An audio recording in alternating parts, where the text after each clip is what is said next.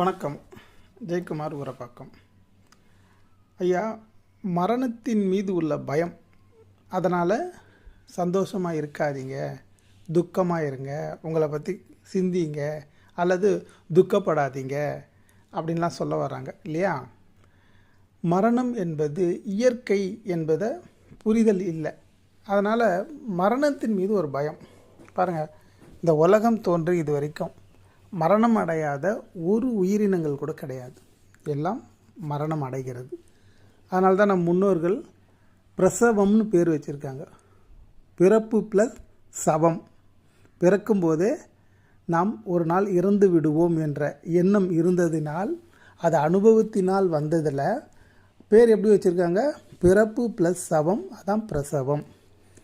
அதனால் அந்த இயற்கையை மாற்ற முயற்சி எடுத்த நிறைய பேர் பலவிதமான காயக்கல்பன்ற பேர்லேயும், பயிற்சின்ற முறையிலையும், மூச்சு பயிற்சின்ற முறையிலையும், என்னென்ன ஒரு விதத்துலேயும், சில பேர் உணவுனால், சில பேர் ஒழுக்கன்ற பேரில், தன்னடக்கன்ற பேரில், தவம்ன்ற பேரில், யோகம்ன்ற பேரில் என்னென்னவோ கலைகளை பயின்றிருக்காங்க. ஆனால் ஒருத்தருமே இன்றைக்கி சாட்சி பூர்வமாக உயிரோடு இல்லை. ஒருத்தர் மரணம் அடைஞ்சு நான் உயிரோடு வந்தேன்னு சொல்கிறாரு. இன்னொருத்தர் நான் மரணமே அடையில ஒளியாயிட்டேங்கிறாரு. இன்னொருத்தர் புஷ்பக விமானத்தில் வானத்துக்கு எடுத்துக்கொள்ளப்பட்டார்னா சொல்லப்படுது. ஆனால் காட்சி ரூபமாக இப்போ இல்லையே. இருந்திருந்தால் அவங்கள கேட்டு நம்மளும் அந்த பயிற்சியை கற்றுக்கிட்டு இருக்கலாம். அப்போ காட்சி ரூபமாக இல்லாத பட்சத்தில் அந்த ப்ராசஸ் ஃபெயிலியர், சக்ஸஸ் அப்படின்னு நான் சொல்ல வரல. அந்த காட்சி ரூபமாக அவங்க இல்லாததுனால அதை நம்ப தகுந்த விஷயம் இல்லை. யதார்த்த வாழ்க்கையை நம்ப பழகுங்க. மரணம் என்பது முடிவுரை அல்ல, அது ஒரு பரிணாம மாற்றம்.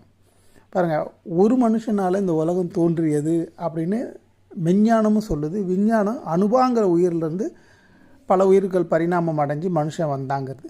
இப்போ அந்த மனுஷன் அந்த உயிர் மறைக்கும் போது அதோடு முடிஞ்சு போச்சான்னா இல்லை.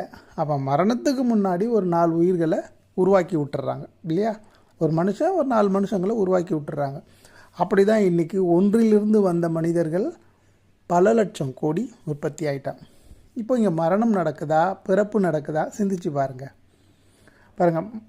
பாரதி சொல்கிறான், இன்று புதிதாய் பிறந்தோம் என்று சந்தோஷப்படுங்க, சந்தோஷமாக வாழுங்கன்றான்.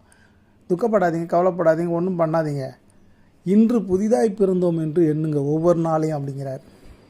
ரொம்ப நல்ல விஷயம் இல்லையா? பாருங்கள், நம்ம நிறைய பேர் என்றைக்கோ ஒரு நாள் மரணம் வரப்போகுது, அதனால் இன்றைக்கே பயிற்சி எடுத்துக்கலாம் அப்படின்னு ரொம்ப வருஷமாக நம்ம அது மாதிரி பண்ணிகிட்டு இருக்காங்க இல்லையா?